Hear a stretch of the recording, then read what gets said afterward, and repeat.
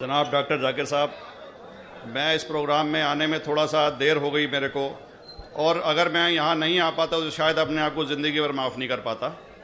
आगरा की सरजमी पर आके आपने ये जो रोशनाई जगाई है, ये वाकई में हम तो उस अल्लाह ताला से दुआ करेंगे। जी हाँ, अल्लाह ताला से दुआ करेंगे कि आप जैसे 10-20 और नेक दिल और इतने पढ़े लिखे, इतने इंटेलेक्चुअल आदमी और पैदा करें, जिससे कि जाके आप भारत का कोना कोना, देश का कोना कोना रोशन करें। तहे दिल से स्वागत आपका। मेरा एक छोटा सा सवाल से पहले थोड़ा सा, एक हमारे भी गुरु ग्रंथ साहब के अंदर गुरु नानक साहब ने पूरी दुनिया का चक्कर लगाया, जिसके अंदर मक्का मदीना भी शामिल है। और जैसा कि एक सवाल इससे पहले हो चुका है कि गैर मुस्लिम जो है मक्का मदीना में अलाउड नहीं, या वहाँ का कैंटोनमेंट जो है अलाउ परमिशन नहीं देता। मगर ये तो तय है, आप मानते हैं, इस्लाम मानता है, हम मानते हैं, हमारे ग्रंथों के अंदर दर्ज है।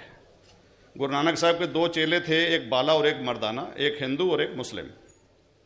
मर्दाना की बहुत ख्वाहिश थी कि मुसलमान जब तक पूरा मुसलमान नहीं कहलाने का हकदार, जब तक कि वो काबा का दर्शन ना कराए, तो गुरु नानक साहब उसको लेके और काबा गए। हमारे ग्रंथ के अंदर जो दर्ज है कि जब वो वहाँ पहुँचे, उन दिनों बहुत लंबा ये किस्सा है, 1 साल लगता था, और वो रूट सारा उसका वर्णन है। और वहाँ जब मक्का, जो मस्जिद के बाहर साथ ही एक दीवार थी, जहाँ पर के भारत के जो मुसलमान दर्शन करने जाते थे काबा के, वो उनको वहाँ ठहराया जाता था। वहाँ की देखभाल जो करता था वो मुल्ला जीवन करता था। जब गुरु नानक साहब अपने चेलों के साथ में वहाँ पर पड़े थे, तो सुबह जब मुल्ला जीवन वहाँ की सफाई करने के लिए आया, तो उसने देखा गुरु नानक साहब के जो पैर थे वो काबा की तरफ थे। वो गुस्से में चिल्लाया कि ये कौन काफिर है जो कि काबा की तरफ पैर करके पड़ा है, और उसने गुस्से के अंदर आके उनके पैरों को झटका दिया, दूसरी तरफ किया। तो हमारे ग्रंथ के अंदर दर्ज जो किस्सा है उसके अंदर यह है कि काबा भी उस समय हिल गया, जिधर गुरु नानक के पैर जाते थे काबा उधर मुड़ता था। तो वो जोर से चिल्लाया, ये कोई हजरत है, ये कोई औलिया है।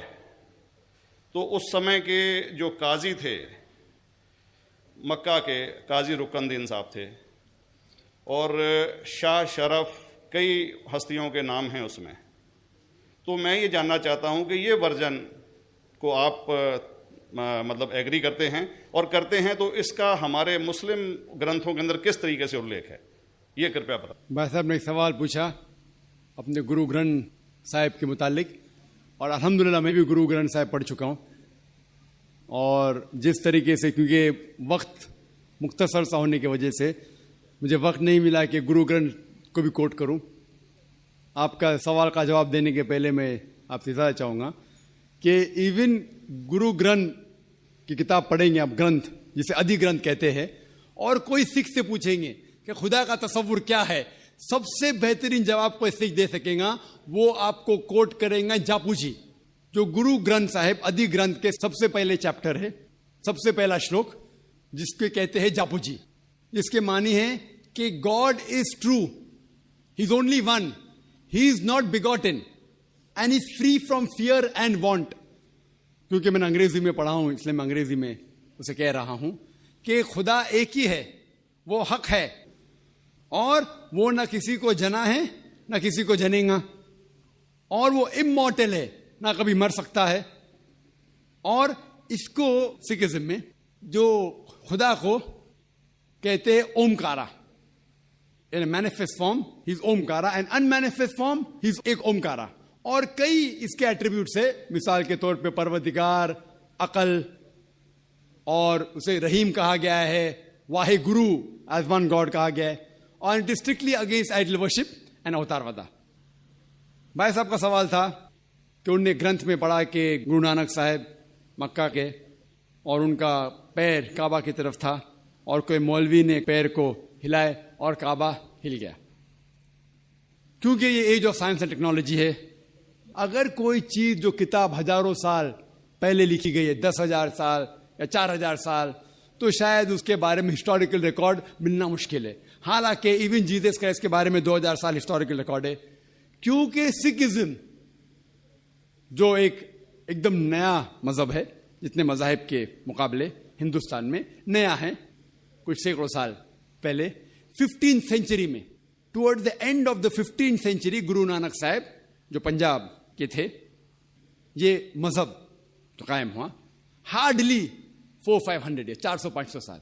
और अगर ये मान लो, सपोज मिसाल के तौर पे मान लो, मैं क्यों कह रहा हूं कि मैं नहीं चाहता हूं किसी को बुरा लगे, मान लो ये सच है, मान लो अगर 400-500 साल पहले अगर ये होता था कि काबा इधर से उधर हिल जाता था, तो हिस्टोरिकल रिकॉर्ड में बिल्कुल लिखा होता था। और कई हिस्टोरिकल रिकॉर्ड में ये नहीं कि काबा हिला इधर उधर, कई हिस्टोरिकल रिकॉर्ड आप देखेंगे। हिस्ट्री इतनी अल्हम्दुलिल्लाह 800-900 साल पहले, 1000 साल पहले जो मुगल ने किए, बिल्कुल लिखा हुआ हिस्टोरिकल रिकॉर्ड में। तो ये कहना कि गुरु नानक साहब वहां गए और काबा हिल गया, ये बिल्कुल साइंस के खिलाफ है, क्योंकि साइंस में कोई भी रिकॉर्ड नहीं है, वहां के देश के रिकॉर्ड में कहीं भी नहीं कि काबा हिला।